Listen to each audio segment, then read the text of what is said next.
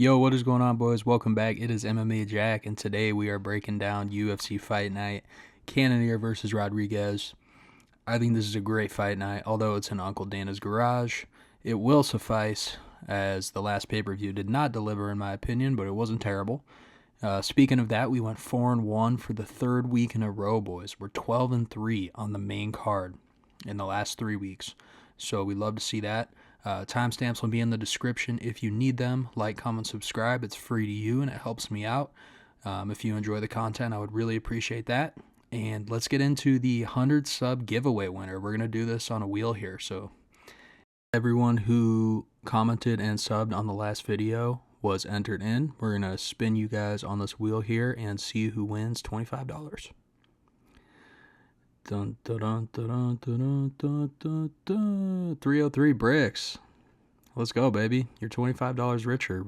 Reach out to me on Twitter, and I'll verify it's you, and you'll get your prize in the next couple days. So kicking off the 6-fight main card, we got Conor Matthews and Jose Delgado. Matthews is sort of a journeyman. He has one fight in the UFC, and he lost via ground and pound hammer fists. And Jose Delgado is a promising contender coming off of Dana White's Contender Series.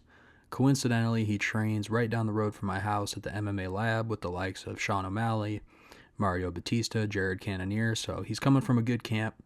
Dynamic striker. He got I believe it was a knee to the head knockout on the Contender Series, which we love to see. I think this is a setup fight.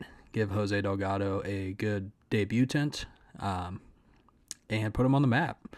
I see a finish happening here. I see a knockout from Jose, and I think this is a lock. I think the bookies know what they're doing with this minus 300 line. So if you're going to bet on this, I would bet Jose Delgado by finish, most likely knockout. It could be submission, but Matthews is good on the ground. I believe 5 of his wins are from submission. So I would take the knockout. I'm pretty confident in this pick here. Let's move on to the next fight. Next fight is Rodolfo Vieira versus Andre Petroski. This is kind of a hard fight to pick, and this could be really boring or this could be really fun because you're looking at two very grapple-heavy guys. Petroski's a very heavy wrestler, American wrestling roots. Rodolfo Vieira is extremely good at BJJ. I believe his nickname, yes, it is the Black Belt Hunter. So he's got a lot of experience in jiu-jitsu. He's going to be looking for that submission. But Andre Petroski is a very good wrestler. He had probably one of the goofiest losses I've ever seen where he knocked himself out by running into the hips of Jacob Malkoun. That was crazy, but besides that, he's actually had a decent run in the UFC. His striking is very subpar. That's the only problem. Rodolfo Vieira is definitely better on the feet.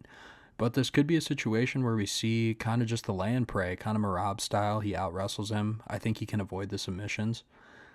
But then on the other hand, it's kind of tough because Rodolfo's so much better on the feet, and he could snatch him up, especially if Petroski is going for that wrestling-heavy attack. Maybe he could catch him in a guillotine or something on a takedown on the way down. So, tough fight. I would stay away from this one betting-wise, but I'm actually going to go with Rodolfo Vieira to get this done. Probably by decision or submission. Maybe take a double chance there. This should be a banger fight on paper. Ismael Bonfim and Nazim Sadykhov. Two dynamic strikers. They're both very similar in the way they move. They're very fluid. They like to use a lot of kicks, a lot of knees, a lot of elbows, a more Muay Thai heavy base. They throw a lot of fun shit out there, basically. But this is a really tough one to pick, and I think the odds reflect that because I think Nazim has faced better competition, but the problem with him is every one of his fights he gets so close to losing at some point. Like Evan Elder, he was losing, but then he won because of the cut. They stopped it. Terrence McKinney, he almost lost in the first round and then came back and finished him. But who doesn't with Terrence McKinney, I guess. Vyacheslav Borshev, who is good, but I mean, we saw Chase Hooper wipe the floor with him, and he just went to decision with the new guy. What's his name? Fuck. Tom something. He fought on 312. I forget his name. But then we look at Bonfim, and he has lost to BSD. That's his only noticeable loss by submission. And that's when everyone said, oh, he got fraud checked or whatever. But he has more wins in the UFC, but he hasn't faced a level of competition. Like, he's coming off a win of Vince Pichel, who I'm pretty sure is like 45 years old. So they're both pretty good, and they're very similar in technique. I think it should be a really good match to watch. I think this will definitely play out on the feet. But again, as a betting man, I would stay away from this. Unless there's something I'm missing or you guys are really confident in either side. I'm not confident at all in either side. For record keeping purposes, I'm going to go with Ismael Bonfim. I think he has a little bit more,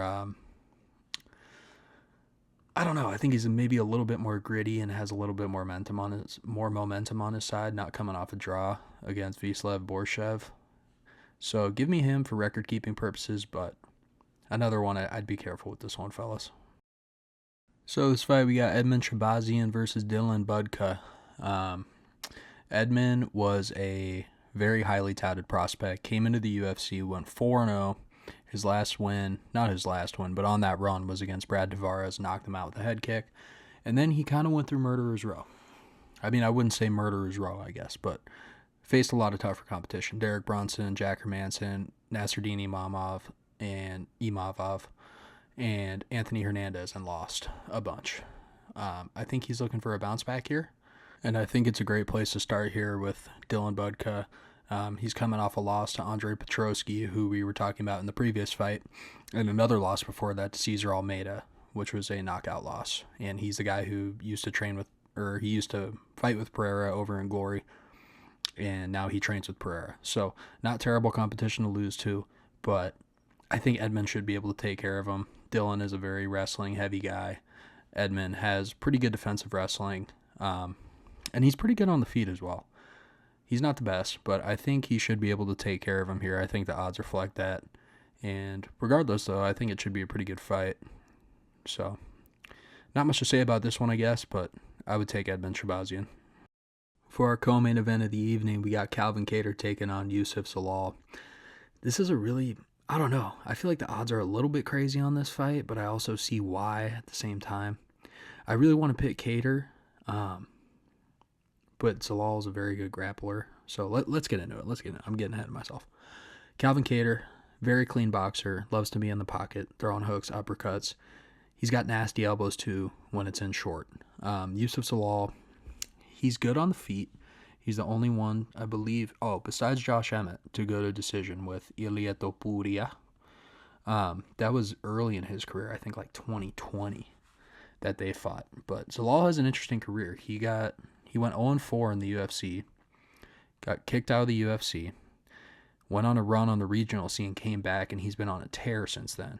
He's on a 5-fight win streak. Let me pull this up real quick. But it's not against the best competition. Vadim, Billy Q, Jarno Aarons, and Jack Shore, and he submitted all of them in the first 2 rounds. I don't think this kid is crazy good. That's why I'm saying I'm having trouble with the odds.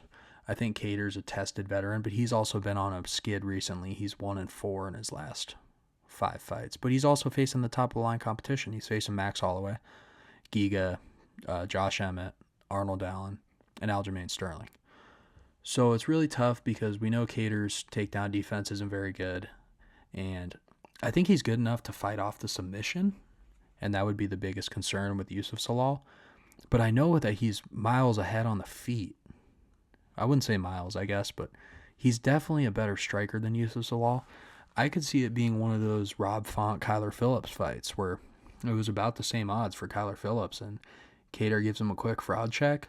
But also at the same time, I'm kind of being swayed by the public. Like everyone's saying, like, bro, Zalal's going to destroy him. And I don't know. It's tough because Zalal's younger too. He's 28. Kattar's 36.